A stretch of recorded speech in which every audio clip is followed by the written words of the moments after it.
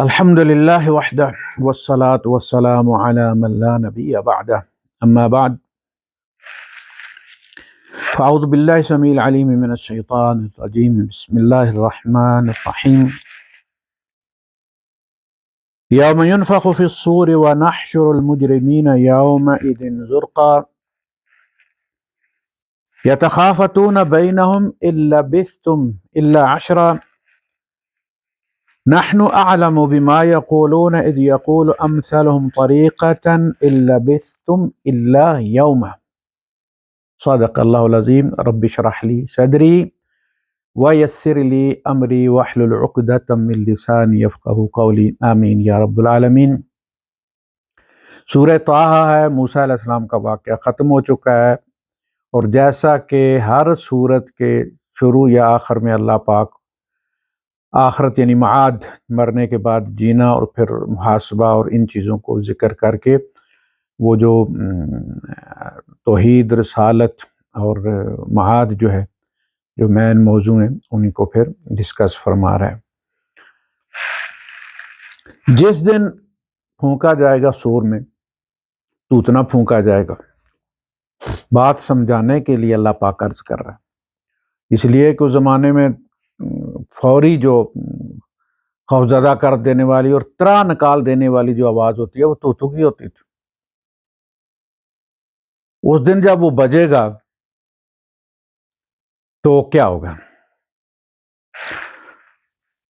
وَنَحْشُرُ الْمُجْرِمِينَ يَوْمَئِذٍ زُرْقًا، اور اس دن ہم مجرموں کو اکٹھا کریں گے، حشر نحشر ہم اکٹھا کریں گے، ان کی آنکھیں خوف سے زرقا ازرق رنگ کی ہوئی ہوں گی، وہ جس طرح پتھر کی ہوتی ہے نا، پتھر کی آنکھ لگواتے ہیں، اس کو کہتے ہیں نظروں کا پتھرا جانا۔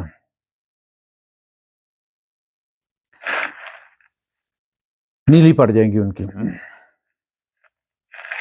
یتخافتون بینہم، سرگوشیاں کر رہے ہوں گے ایک دوسرے سے، إِن لَبِثْتُمْ إِلَّا عَشْرًا، تم لوگ 10 دن سے زیادہ رہے ہو۔ یہ 10 دن سے زیادہ کہاں رہنا ہے؟ یعنی وہ یہ سمجھ رہے ہیں بندے کی یادداشت ساتھ ہوتی ہے، جو اس نے کارنامے کیے ہیں اسے یاد ہوتے ہیں، اسے پتہ ہوتا ہے میں بوڑھا ہو کے مرا ہوں، میں جوانی میں مرا ہوں، یہ ساری چیزیں اسے پتہ ہے۔ یہ جو بات ہے نا، یہ ہو رہی ہے کہ مرنے کے بعد قیامت آنے میں کتنے دن گزرے، مطلب ہمیں دفنا کے گئے ہیں گھر والے تو 10 دن کے بعد قیامت آ گئی۔ اللہ پاک پوچھے گا نا قیامت کے دن، کہ وہ سورہ المومنون میں بیان کیا گیا، قال کم لبثتم فی الارض عدد السنین، تم زمین میں یعنی قبروں میں سالوں کے لحاظ سے حساب سے کتنا پڑے رہے ہو؟ قالوا یومن، قالوا لبثنا یومن او بعض یوم، اللہ ہم ایک دن پڑے رہے ہوں گے، اور اس میں بھی انہیں شک ہوگا، اور وہ کہیں گے کہ شاید ایک پیر ہی پڑے رہے ہیں، مطلب عصر کے وقت دفنایا گیا اور صبح قیامت آ گئی ہے۔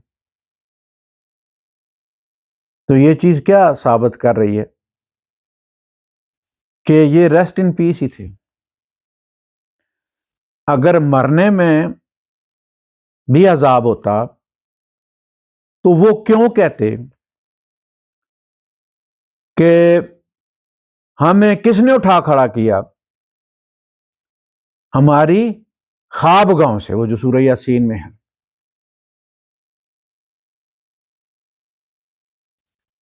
ہمیں ہماری خواب گاؤں سے کس نے اٹھا کھڑا کیا؟ اس میں پتا آرام سے لیٹے ہوئے تھے نا۔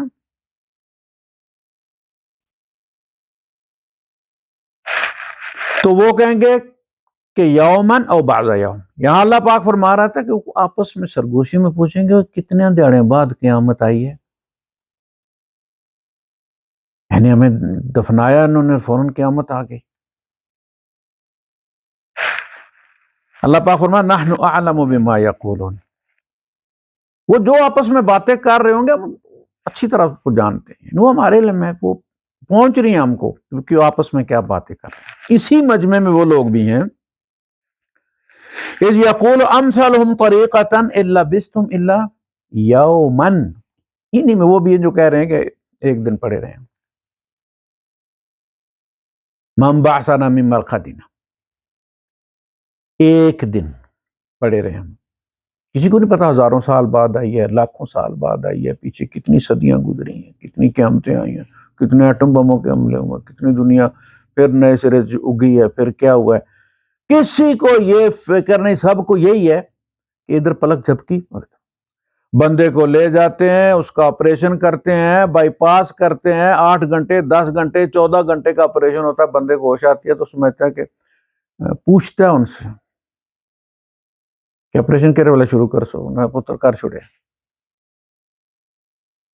تو وہ تو مرے ہوئے، امواتن غیر احیاء، زندگی کی رمق بھی نہیں، وما یشعرون ایان یبعثون، اور انہیں یہی پتہ نہیں کب اٹھائے جائیں گے۔ اور یہی اللہ پاک کا کرم بھی ہے، عدل بھی ہے، ابھی تو فیصلے ہی نہیں نہ ہوئے، جب سب جمع کیا جائے وَنَكْتُبُ مَا قَدَّمُوا آثَارَهُمْ، سورہ یاسین میں فرمایا ہم انہوں نے جو آگے نیکیاں بھیج دی اپنی زندگی میں وہ بھی ہم لکھ رہے ہیں، وَآثَارَهُمْ، اور جو نیکیاں چلتی چھوڑ کے کرنٹ اکاؤنٹ میں چلے گئے ہیں ہم وہ بھی اکٹھی کر رہے ہیں، قیامت تک وہ چلتا رہے گا سلسلہ، پھر یہ سب جمع کر کے تل کے فیصلہ ہوگا۔ ایک بندے کو پھینٹی لگ رہی ہے قبر میں، بعد میں اس کے صدقات خیرات وہ سارے جو کر گیا تھا، بچوں کو پڑھا گیا تھا، مریضوں کی وہ سارے جتنی جن مریضوں کو اس نے زندگی دی، اس کے پیسے سے ان کے علاج ہوئے، اور وہ پھر وہ جو نمازیں پڑھ رہے ہیں خیر کے کام کر رہے ہیں وہ بھی اس کے اکاؤنٹ میں جا رہے ہیں، وہ جب سارے جمع ہوں تو پتہ چلا بھائی یہ تو پاس ہو گیا، بھائی یہ تو جنتی نکلا ہے۔ اب وہ جو اس کو مارا گیا جہنمی سمجھ کے تو پھر عدل ہے نہیں، اللہ پاک نے جزا ہو یا سزا وہ قیامت کے دن ہی اس کا فیصلہ ہوگا۔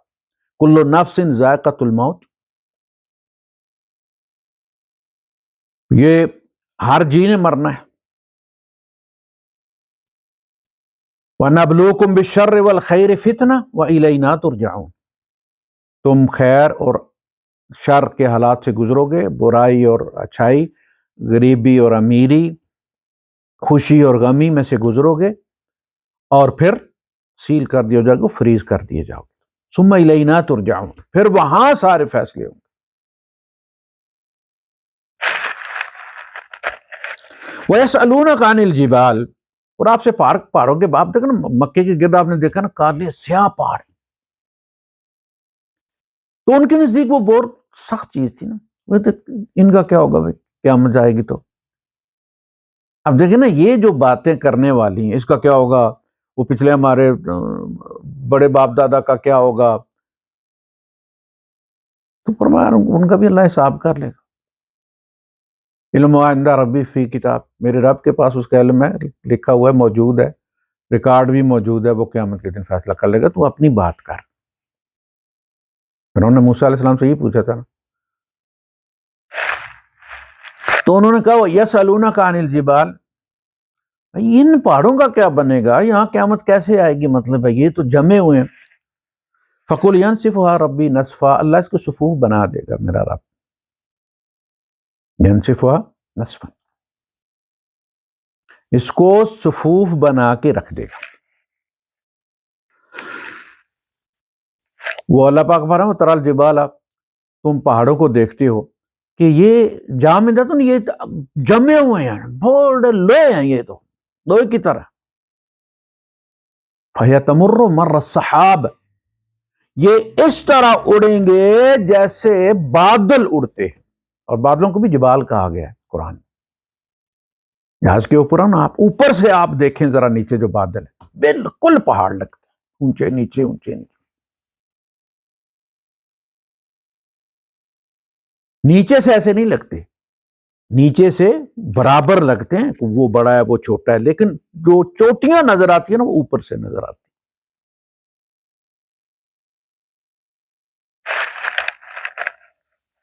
فَيَذَرُهَا قَاعًا صَفْصَفًا،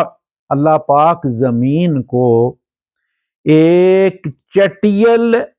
حال میں تبدیل کر، قاع جو ہے نا عربی میں حال کو کہتے ہیں، قاع رقم فلان بعد لکھا ہوتا ہے حال نمبر فلان تو حال نمبر فلان، جیسے شادی حال ہوتے ہیں ان کے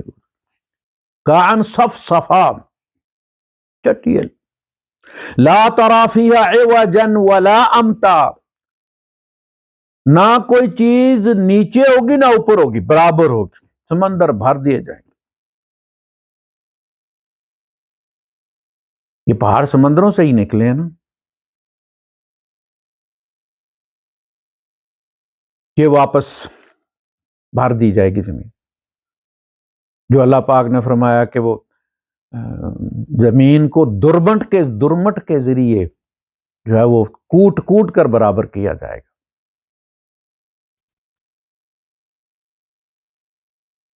زمین اس دن رب پھر تشریف لائے گا، اس دن عدالت لگے گی۔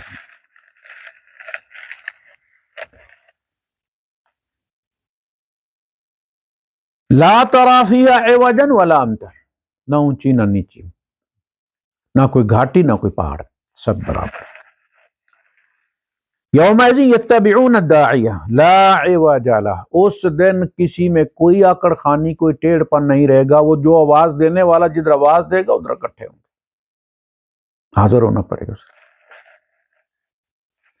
وخشعت الاصوات للرحمن، رحمان کے سامنے آوازیں جھک جائیں گی، ڈم ہو جائیں گی، یعنی بولتی بند ہو جائے گی۔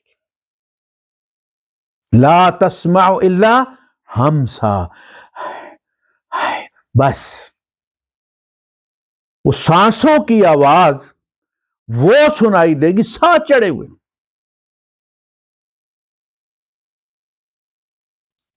یہ کیفیت ہوگی، ادھر قوالیاں سن سن کے میں یوں کہوں گا رب سے، اور میں یہ گلہ کروں گا اور فلاں کروں گا، اور وہاں کوئی بول ہی نہیں سکے گا، بولتی بند ہوگی، سانسیں چڑھی ہوں گی، چونکہ وہ دل گھبرائے ہوئے ہیں۔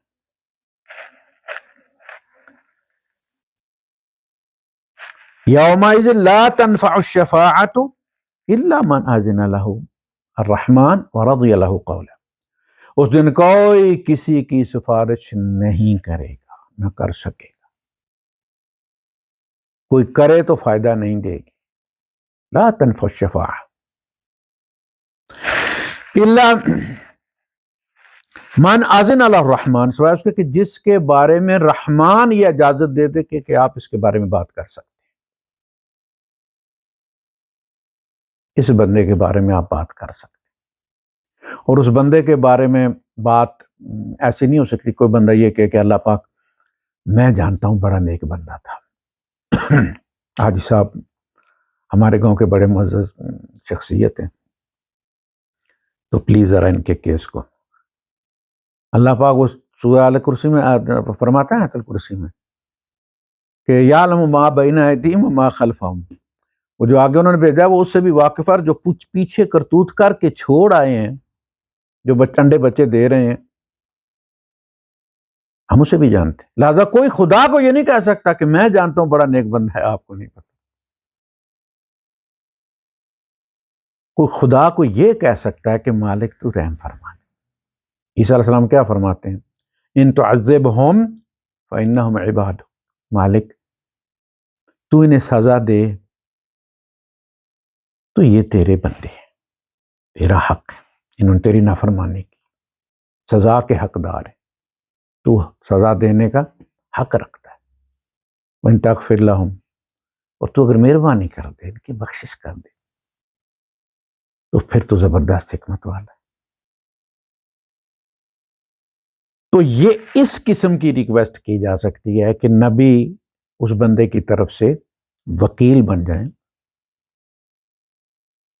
اور اللہ پاک سے یہ کہیں کہ مالک مہربانی فرما دیں، اس نے جو درخواستیں جمع کروائی ہوئی ہیں بخشش کی ان کو قبول کر لیا جائے، اور اس بندے پر رحم فرمایا جائے۔ اس میں عدل تو ہوگا،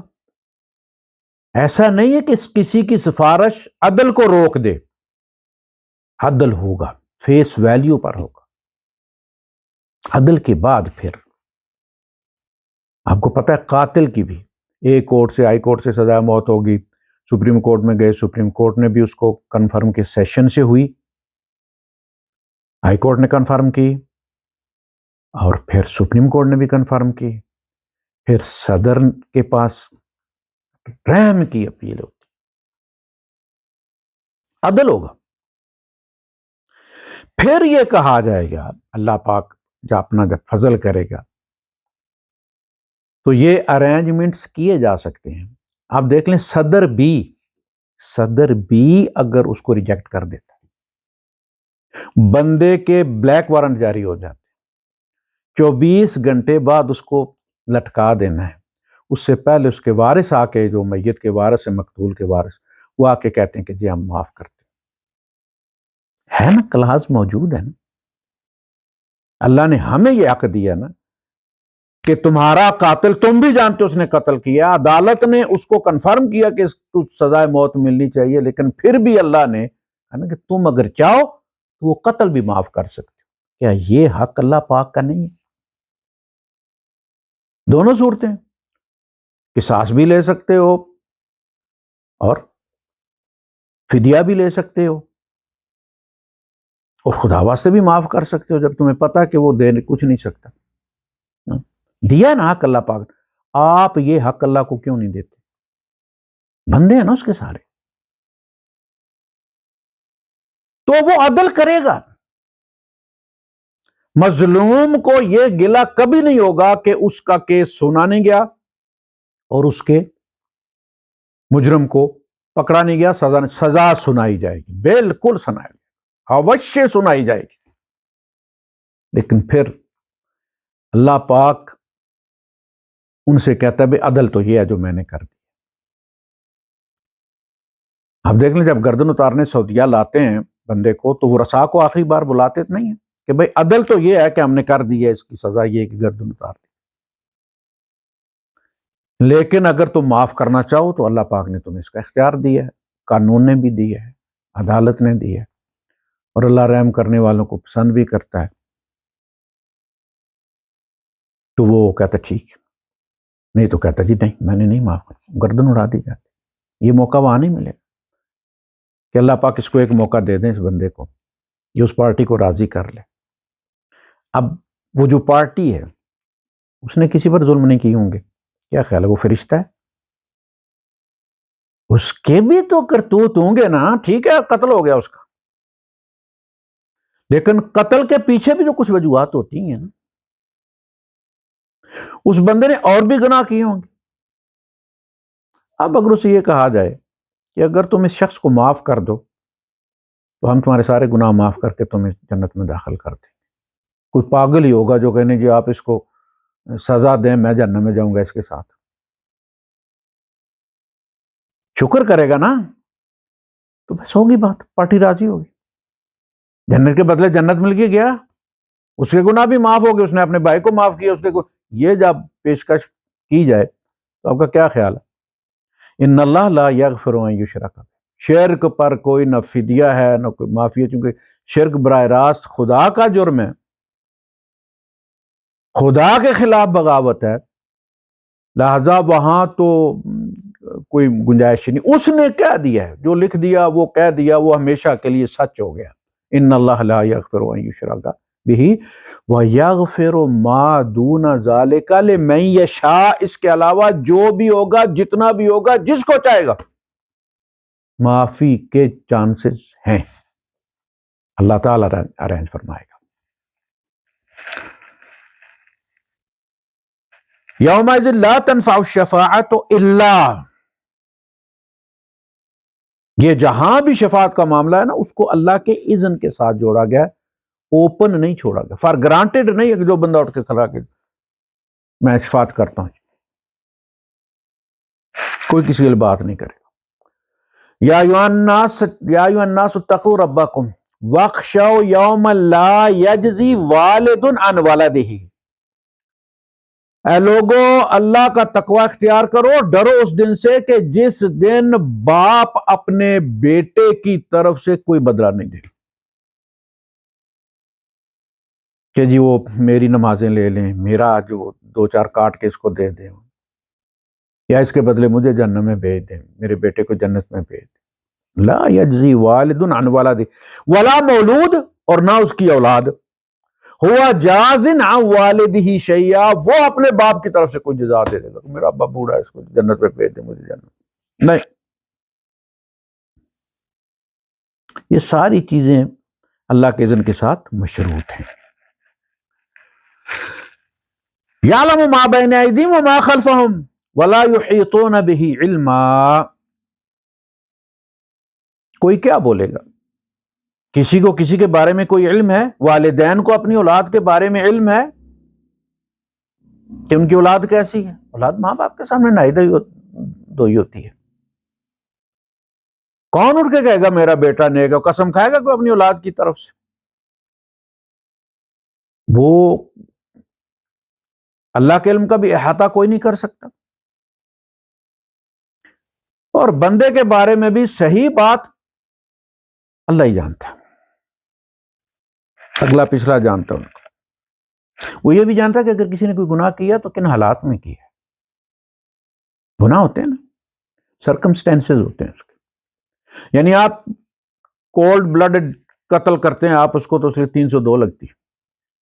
لیکن ایک آدمی نے آپ کا بھائی مار دیا، آپ کا باپ مار دیا، آپ کے پاس بھی ہتھیار ہے، آپ نے اس کو مار دیا تو 304 لگتی ہے۔ اشتعال میں اس کے سامنے اس کے باپ کی لاش پڑی تھی، اشتعال میں آ کے مارا ہے، ریزن ایسی تھی کہ ابل گیا۔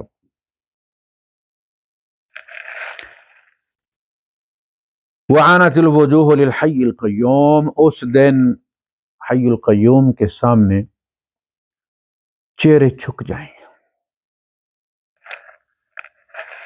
وَقَدْ خَابَ مَنْ حَمَلَ ظُلْمًا، اور خائب و خاسر وہ رہا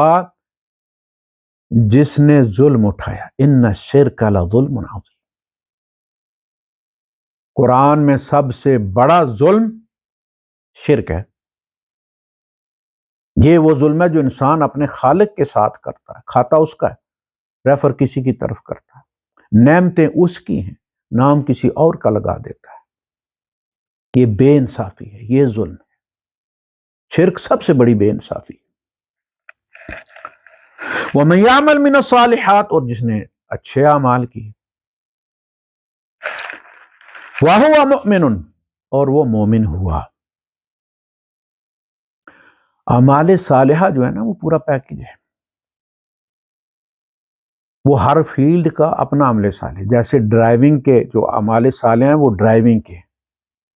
اس کی ایکسپرٹی ہے، اس نے شیشے دیکھنے ہیں، اس نے سپیڈ لیمٹ کا خیال رکھنا ہے، ٹائروں کی چیکنگ کروانی ہے، ہوا کا خیال رکھنا ہے،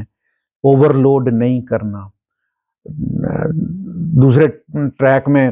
ایسے ہی رینڈملی نہیں گھسنا۔ یہ اعمال صالحہ ڈرائیونگ سے متعلق، دکانداری کے اعمال صالحہ اپنے ہیں، بزنس کے، پراپرٹی کے، عدالت کے، ججز کے اعمال صالحہ اپنے ہیں۔ ہر فیلڈ میں جس میں بندے کی ڈیوٹی لگی ہوئی ہے وہاں کے اعمال صالحہ، جو بھی اعمال وہاں ہیں وہ شریعت کے مطابق ہوں۔ صرف یہ نہیں کہ وضو کر کے نماز پڑھ لی، شلوار تھوڑی اونچی کر لی ٹخنوں سے، اور جناب علی وہاں اللہ پاک کو منہ دکھا کے آگے کہ میں بڑا شریف بچہ ہوں، اور باہر نکل کے جس فیلڈ میں گیا یسعون فی الارض فسادا، آگ لگاتا گیا۔